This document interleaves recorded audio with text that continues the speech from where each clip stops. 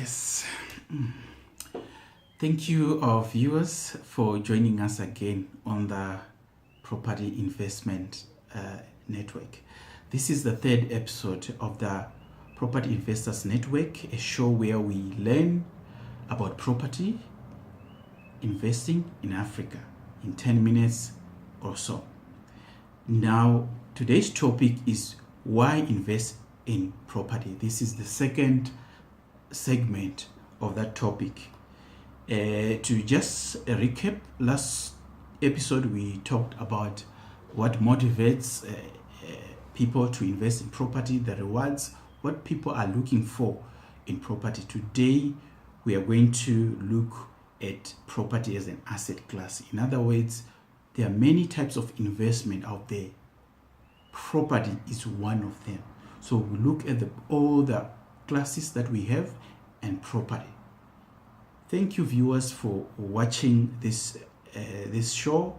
Thank you for subscribing. I see some of you are already subscribing to the episode. Thank you so much for liking the episodes. I really appreciate it. If you feel during the course of the episodes as you are watching, please click like. If you like something, please click like, and also click subscribe so that you get a notification once there is an episode that has been loaded. Right. What are the main asset classes? What are the main categories a person can invest in? There are 4 asset classes. The first one is cash. The second one is bonds.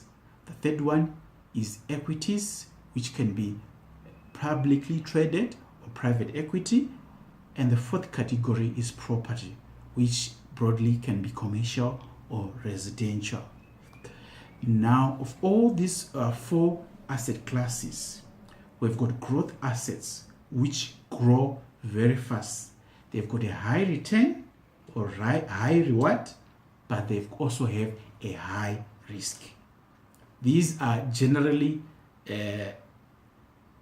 equities, bonds, and property. The return is higher, but the risk is higher. We also have defensive assets. These, they defend their value. You're assured you won't lose.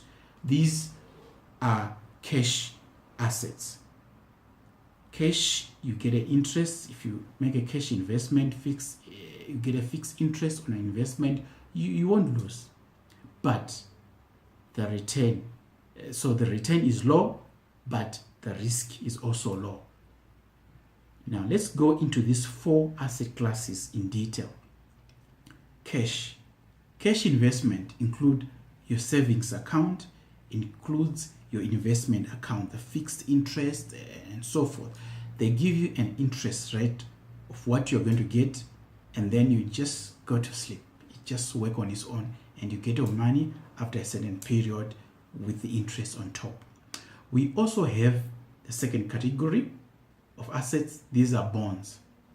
Bonds are issued when the government, a company, or an entity wants to borrow money from the public. So they issue a bond. A bond will request you to give so much money and get so much interest on such a date. It can be 30, 90 days, 6 months, 1 year. It depends. But on maturity, you get your money plus interest. The third category of asset, these are equities. In simple terms, equities are shares. So shares can be of a listed company on a stock exchange. In other words, it's listed there, the price, it changes every day depending on the value of the company, economic issues, and so forth. There are things that can drive the shares to go up, the price to go up, also to go down. So the price of the share, it's varying every day. There's also private equity or private shares. These are not listed on stock exchange. It can be a startup company that is starting up, or even a mature company that has been there for some time. But these shares are not traded on the public stock exchange. And then finally, we've got the fourth asset class. This is property. We're going to talk a bit more on property. There are generally two property types.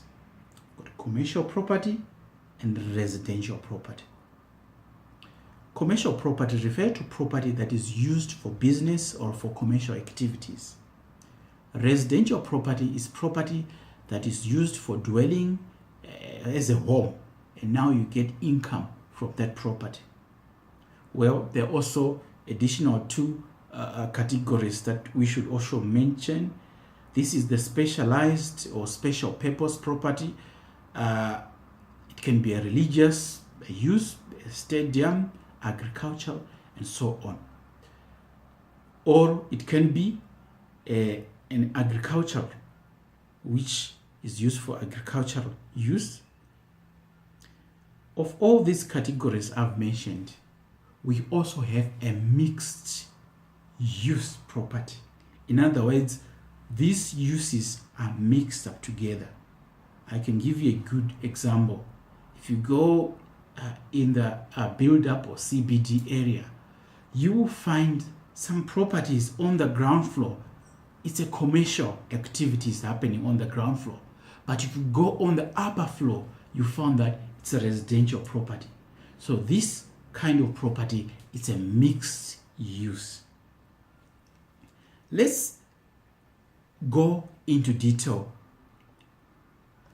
of commercial property. Commercial property can be, there are three categories you can find commercial properties. It can be a vacant land that has been zoned for commercial, but it's not developed, it's just a vacant land. Number two, it can be retail. Retail property is a property that where retail activities are engaged. This is the sale of goods and services. We know the shops, the malls. And then the third class, these are industrial properties. Industrial properties include factories, warehouses, manufacturing activities are happening.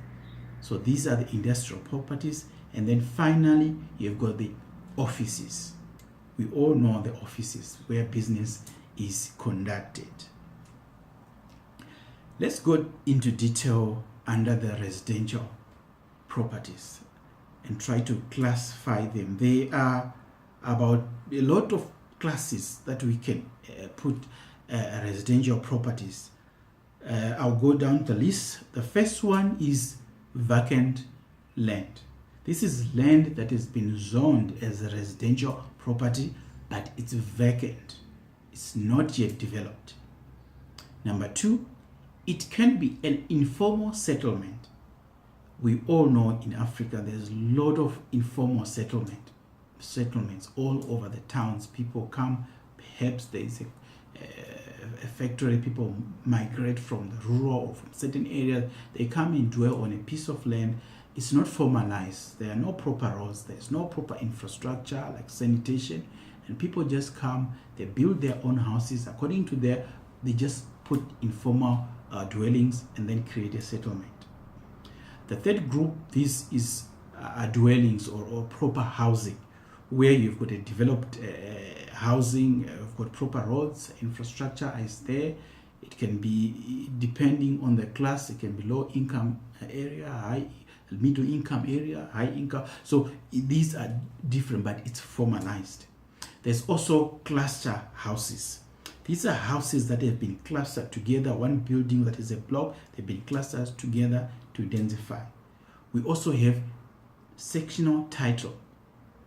This is where you can own a house and you've got common area, communal area around the area, the block or of the title sectional units. We also have share blocks. We also have timeshares. So these are the various categories in which residential property can be broken down into. Thank you so much for watching. Today we are going to end here. You've learned about the different asset classes, which one can invest into, and we have broken down the property asset class, into various categories where one can venture into investment. Thank you so much for watching this episode. Like I said, if you're liking what we're talking about, please click like and also click subscribe so that once we load the next episode, you're going to get a notification. And also, you're welcome to leave a comment below. You are welcome also to contact me. I've got details that I put under this episode, so you're welcome to contact me. If you like a transcript of this episode, please contact me via email so that I can email the transcript via email. Thank you so much, our viewers, for watching. Have a great day. Thank you.